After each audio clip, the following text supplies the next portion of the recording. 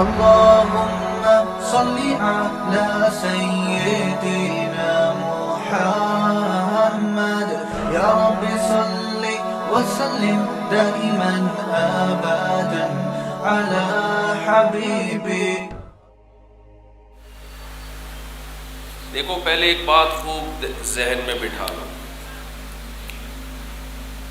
ہم جو کہتے ہیں نا ہم نے کلمہ پڑھا ہے لا الہ الا اللہ، تبلیغ والے بتاتے ہیں نا کہ اللہ سے ہونے کا یقین، غیر اللہ سے کچھ نہ ہونے کا یقین.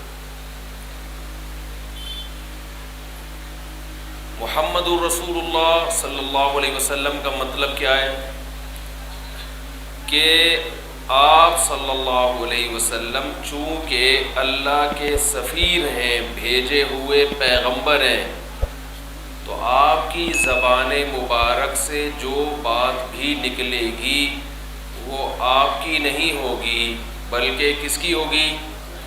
اللہ کی ہوگی. ہم پیغمبر صلی اللہ علیہ وسلم کی عبادت نہیں کرتے، ہم پیغمبر کے حکم کو نہیں مانتے، بلکہ جب پیغمبر حکم دیتے ہیں تو وہ اس لیے مانتے ہیں کہ وہ کس کا حکم ہے؟ اللہ کا حکم ہے، اللہ کی مانتے ہیں. پیغمبر کی اطاعت اس لیے کی جاتی ہے کہ وہ پیغمبر کا حکم نہیں ہے بلکہ اللہ کا حکم ہے. تو اسلام میں سب سے پہلے کون ہے؟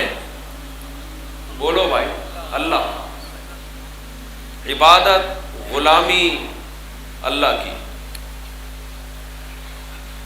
جس اللہ کو ہم مانتے ہیں اس نے اپنے حبیب محمد صلی اللہ علیہ وسلم کے ذریعے ہمیں بہت سارے احکام دیے. پشتو نا بھائی، پشتو اردو کوہستانی، یہاں زبان کون سی ہے؟ کوہستانی زبان. بس میں درمیان میں دو چار پشتو کے الفاظ میرے خود بخود آتے ہیں. تو اللہ نے اپنے پیغامات، اللہ براہ راست انسانوں سے کلام نہیں کرتا. تو قرآن میں اللہ نے بتایا. یہ جو خدا کے منکر لوگ ہیں نا، جو خدا کو نہیں مانتے، یہ کہتے ہیں کہ اللہ ہم سے خود کیوں نہیں ہمیں آ کے بتاتا، یہ کرو یہ نہیں کرو. اللہ کہاں ہے؟ نظر کیوں نہیں آتا؟ ہمیں خود کیوں نہیں بتاتا؟ یعنی وہ چاہتے ہیں اللہ ہر شخص کے کان میں جا کے ایک ایک بات اس کو سمجھائے، تو صحیح بن جا، تو غلط کر رہا ہے، تو صحیح کر رہا ہے. ایک ایک بات اللہ ہر آدمی کے جا کے سمجھائے گا تو پھر آزمائش ختم ہو جائے گی، پھر امتحان ختم. تو اب دیکھو اللہ نے اپنے پیغام ہمیں محمد صلی اللہ علیہ وسلم کے ذریعے ہم تک پہنچائے. ان پیغام میں سے ایک بڑا پیغام جو ہمیں اور کافروں کو ایک دوسرے سے الگ کرتا ہے، وہ پیغام ہے موت کے بعد زندگی. کافر کہتا ہے موت کے بعد دوبارہ زندگی، بولو بھائی، نہیں ہے.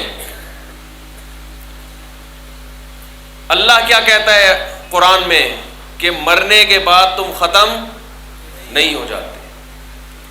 ایک جہان سے دوسرے جہان میں ٹرانسفر ہو جاتا ہے تمہارا. فوجیوں کے ٹرانسفر ہوتے ہیں نا، کبھی سبی میں، کبھی گلگت میں، کبھی کدھر. تو ہمارا بھی کیا ہوتا ہے؟ ٹرانسفر ہوتا ہے. اب چونکہ ہم مرنے کے بعد ختم نہیں ہوتے، ہماری روح باقی رہتی ہے. جسم ختم ہوتا ہے، روح ہماری باقی رہتی ہے. اور پھر قیامت کے دن یہ جسم بھی ہمیں واپس ملے گا، یہ جسم بھی ہمیں واپس ملے گا.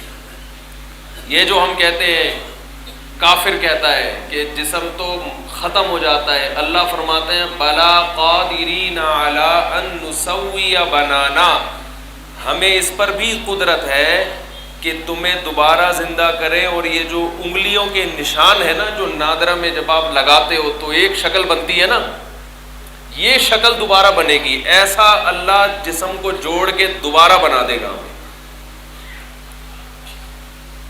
تو موت کے بعد دوبارہ زندگی ہے. یہ زندگی امتحان کے لیے ہے، کھانے پینے کے لیے آپ کو بولنا پڑے گا بھائی، کھانے پینے کے لیے، مزے اڑانے کے لیے نہیں۔ موت کے بعد دوبارہ زندگی ہے۔ اگر موت کے بعد دوبارہ زندگی نہ ہوتی، جنت اور جہنم نہ ہوتی، تو ہم میں سے ہر شخص کو چاہیے تھا کہ وہ زندگی گزارنے سے پہلے کسی مولوی سے نہ پوچھتا کہ یہ کام حلال ہے یا یہ حرام ہے۔ یہ ہمیں پوچھنے کی ضرورت نہیں تھی۔ انگریز پوچھتا ہے بھائی، انگریز پوچھتا ہے کسی سے؟ دیکھو چائنا والے کتے کھاتے ہیں، کیوں؟ اس لیے کہ چائنا میں کوئی مولوی نہیں ہے چائنیز میں ان کو سمجھائے کہ کتے کھانا حرام ہے۔ کوئی چائنا میں آپ نے دیکھا کوئی چینگ پونگ پونگ مولوی ہو جو ان کو سمجھا رہا ہو کہ کتے مت کھاؤ؟ کبھی دیکھا آپ نے؟ آپ حیران ہوتے ہیں وہ کتے کیوں کھاتے ہیں۔ چائنا والے ہم پہ حیران ہوتے ہیں کہ یہ کتے کیوں نہیں کھاتے۔ سمجھ رہے ہو؟ وہ کہتے ہیں کہ گائے میں جتنے پروٹین ہیں، جتنی طاقت گائے کے گوشت میں ہے اتنی ہی کتے کے گوشت میں ہے، تو جب کتا سستا پڑتا ہے تو گائے کھانے کی کیا ضرورت ہے؟ سمجھ میں آ رہی ہے بات کہ نہیں آ رہی؟ وہ بلی بھی کھاتے ہیں، وہ کہتے ہیں بلی میں طاقت زیادہ ہے، مرغی میں طاقت کم ہے، تو جب بلی کھا سکتے ہو تو مرغی کھانے کی کیا ضرورت ہے؟ بلی سستی پڑتی ہے ان کو۔ وجہ کیا ہے؟ وہ کتے بلی اس لیے کھاتے ہیں کہ انہیں بتانے والا کوئی نہیں ہے کہ کتا اور بلی انسانوں کے کھانے کی چیز نہیں ہے، یہ حرام ہے۔ اگر کتا کھاؤ گے تو کل قیامت کے دن تمہیں اس کتے کا حساب دینا پڑے گا کہ انسان تھے تو حلال کیوں نہیں کھایا، حرام کیوں کھایا۔ سمجھ میں نہیں آ رہی میرا خیال ہے بات؟ تو دیکھو ایک بات مجھے بتاؤ، جیسے کتے کا گوشت کھانا حرام ہے، چوری کی گائے بھی اسی طرح حرام ہے یا نہیں ہے؟ ایک آدمی نے مرغی چوری کی، الٹی طرف سے ذبح کر دیا اس کو، کسی نے بولا یہ تو حرام ہو گئی ہے، اس نے کہا پہلے کون سا حلال کی تھی بھائی؟ چوری کی تھی نا۔ چوری کی مرغی ادھر سے کاٹو یا ادھر سے کاٹو، وہ تو ہے تو بہرحال حرام ہی نا وہ۔ تو اب چائنا کے لوگ کتے کھاتے ہیں کیونکہ وہاں کوئی مولوی ان کو نہیں بتاتا کہ یہ کیا ہے، اللہ کی نظر میں یہ کھانا حرام ہے۔ تو یاد رکھو، جہاں مولوی یہ نہ بتائے کہ بہن کی وراثت کھانا حرام ہے، وہاں لوگ بہن کی وراثت بھی بولتے کیوں نہیں بھائی؟ بول لو نا، زور سے بولو یار، کھا جاتے۔ اسلام میں کوئی فرق نہیں ہے کتا کھانے میں اور بہن کی وراثت کھانے میں۔ سمجھ میں آ رہی ہے بات کہ نہیں آ رہی؟ کوئی فرق نہیں ہے۔ کتا کھانے میں، بیوی کا مہر کھانے میں کوئی فرق نہیں ہے۔ کتا کھاؤ یا چھوٹے بھائی کی وراثت کھا جاؤ، باپ مر گیا، بڑا بھائی اگر چھوٹے بھائی کا مال کھا جائے گا تو اللہ کی نظر میں اس سے اچھا وہ چائنا والا تھا جو کتا کھایا اس نے، کم از کم وہ پھر بھی اس سے بہتر ہے۔ آپ بولو گے مفتی صاحب عجیب باتیں کر رہے ہیں یار، کتا کھانے والا بہتر ہے یتیم کی وراثت کھانے سے؟ کیوں؟ وہ اس لیے بہتر ہے کہ جب آپ چھوٹے بھائی یا چھوٹی بہن کی وراثت کھاؤ گے تو دو جرم ہیں اس میں، ایک تو حرام کھانے کا گناہ، دوسرا یتیم کا مال کھانا اور بڑا گناہ ہے، تیسرا عورت کا مال کھانا اور بڑا گناہ ہے۔ قرآن میں صاف اللہ لا یحل لکم ان ترثوا النساء کرہا، اے ایمان والو تمہارے لیے عورت کا مال زبردستی حلال نہیں ہے، اس کی تو الگ اللہ نے۔ چوتھا، رشتہ دار کا مال کھانا اور زیادہ جرم، کیونکہ رسول اللہ صلی اللہ علیہ وسلم نے فرمایا جو رشتہ داری کو توڑتا ہے وہ جنت میں داخل نہیں ہو۔ اب یہ جو نبی نے فرمایا کہ رشتوں کو جو توڑتا ہے، تو آپ بتاؤ رشتوں کو، پہلی بات تو یہ کہ یہ جو نبی نے فرمایا جو رشتوں کو توڑتا ہے وہ جنت میں نہیں جائے گا، یہ نبی نے خود کہا ہے، یہ اللہ کا پیغام نقل کیا ہے بھائی، اللہ کا پیغام دیا نا۔ تو اللہ کا پیغام جب نبی صلی اللہ علیہ وسلم نے دیا، اس میں فرمایا کہ جو رشتوں کو توڑتا ہے وہ جنت میں نہیں جاتا۔ اب رشتوں کو توڑنے کا طریقہ یہ نہیں ہے کہ ہتھوڑے سے لے کے رشتوں کو توڑا جائے، ہر چیز کو توڑنے کا الگ طریقہ ہوتا ہے، ہر چیز اخپل طریقے سے توڑی جاتی ہے۔ پتھر کیسے توڑو گے؟ ہتھوڑے سے۔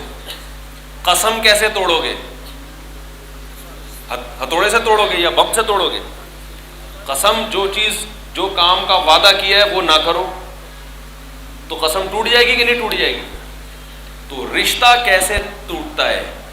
رشتہ ٹوٹتا ہے ایسا کام کیا جائے جس سے رشتہ داری کے دل میں آپ کی نفرت پیدا ہو جائے۔ تو کسی کا مال کھانے سے بے انتہا محبت پیدا ہوتی ہے یا نفرت پیدا ہوتی ہے؟ بھی آپ نے دیکھا، آپ نے اس کی جیب سے 500 روپے نکال کے اپنی جیب میں ڈالے، وہ آپ سے بغل گیر ہو گیا، یار آج تو تم نے ایسا کام کیا، مزہ آ گیا بھائی۔ کبھی دیکھا آپ نے؟ ہے بھائی؟ آپ نے بہن سے پیسے کھا گئے، اس کی دکان کھا گئے، اس کی زمین کھا گئے، اس کے دل میں بھائی کی محبت پیدا ہوئی، میرا بھائی کیسا غیرت مند ہے، مجھ سے پوچھے بغیر پوری جائیداد کھا گیا میری۔ کبھی ایسا ہوتا ہے؟ شاید یہاں پر ہوتا ہو، بھائی آپ نے تو گردن ہی نہیں ہلا رہے، تو بولو نا نہیں ہوتا ایسے۔ پیسہ دینے سے محبت بڑھتی ہے یا لینے سے؟ دینے سے۔ جب خرچ کرو گے تو محبت بڑھتی ہے۔ اس لیے اللہ کے نبی صلی اللہ علیہ وسلم نے ارشاد فرمایا، رشتہ داروں پہ پیسہ خرچ کرو، ان کا حق لو نہیں بلکہ اپنا بھی انہیں دینے کی کوشش کرو۔ بڑا بھائی چھوٹے بھائی پہ خرچ کرے، باپ اولاد پہ، اولاد باپ پہ، شوہر بیوی پہ۔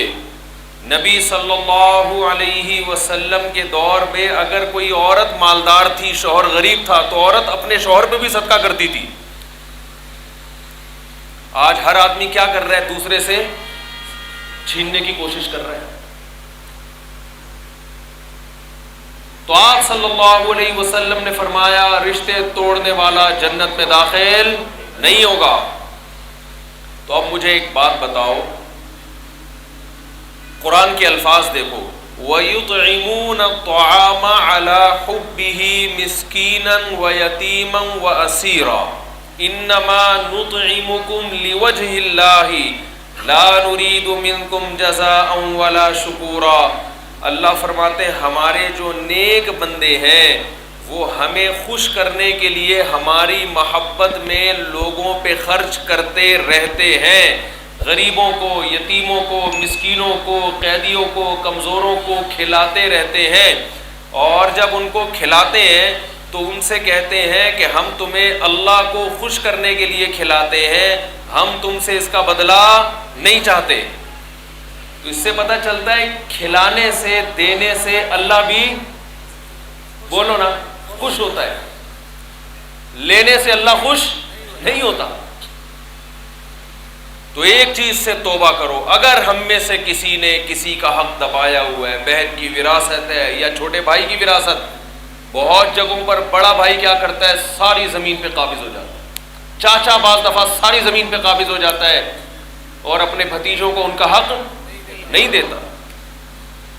اور جب بھتیجا بولتا ہے کہ میرا حق دو، میرے باپ کا کی وراثت تھی، جائیداد تھی دو، تو چاچا کیا بولتا ہے، یہ میرا احترام، بولتے کیوں نہیں بھائی، نہیں کرتا، یہ رشتہ داری کا خیال نہیں کرتا۔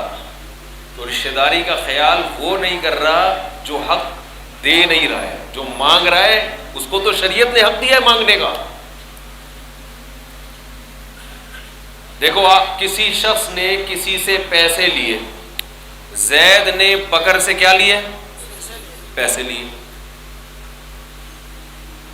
اب بکر مانگنے آیا کہ بھائی تو نے میرے سے 1,00,000 روپے لیے تھے، واپس دے دے۔ اب زید کو غصہ آ رہا ہے، کیوں مانگ رہا ہے؟ میں تیرا دوست ہوں، تجھے خیال نہیں ہے؟ بکر غصہ کر رہا ہے، بھائی تو نے 1 مہینے کا وعدہ کیا تھا، واپس کر۔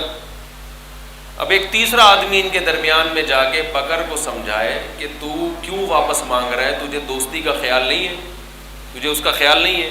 تو غلطی پر کون ہے، بکر یا زید؟ زید غلطی پر ہے، جس کا حق ہے اس کو تو اللہ نے حق دیا ہے مانگنے کا. تو اللہ نے بہن کو حق دیا ہے کہ بھائی سے اپنی وراثت مانگے. علماء کہتے ہیں دیکھو یہ شریعت کے بڑے مشکل احکام ہیں. لاکھوں روپے کسی کے حوالے کرنا، پوری زمینیں حوالے کرنا بہت مشکل کام ہے، لیکن قرآن کہتا ہے ان لوگوں کے لیے مشکل نہیں ہے جن کا آخرت پر ایمان ہے. اصل جو ہماری زمین ہے نا، اصل جو زمین ہے وہ 6 فٹ کی ہے جس کو قبر کہتے ہیں. اور آپ خوش قسمت ہو یہاں پوری 6 فٹ کی زمین ایک اکیلے آدمی کو ملتی ہے. کراچی میں وہ بھی اکیلے آدمی کو نہیں ملتی. 10 آدمی ایک ایک قبر میں دفن ہو رہے ہیں. پوری 6 فٹ کی زمین بھی ایک آدمی کو نہیں مل رہی. اتنی آبادی گھس گئی ایک دوسرے میں. مردے آپس میں ایک قبر میں اکٹھے سو رہے ہیں. آپ اندازہ لگاؤ. تو جب انسان اس دنیا کو مسافر خانہ سمجھتا ہے، اسے پتہ ہے یہاں ہمیشہ رہنا نہیں ہے، تو اس کے لیے حق دینا آسان ہے حق مانگنے کی نسبت. مفتی طارق مسعود صاحب کے بیانات سننے کے لیے youtube.com/مفتی طارق مسعود کو سبسکرائب کریں، اور اگر آپ لائیو ویڈیو کو کبھی بھی مس نہیں کرنا چاہتے ہیں تو سبسکرائب کرنے کے بعد بیل آئیکن پہ کلک کرنا مت بھولیں. جزاک اللہ.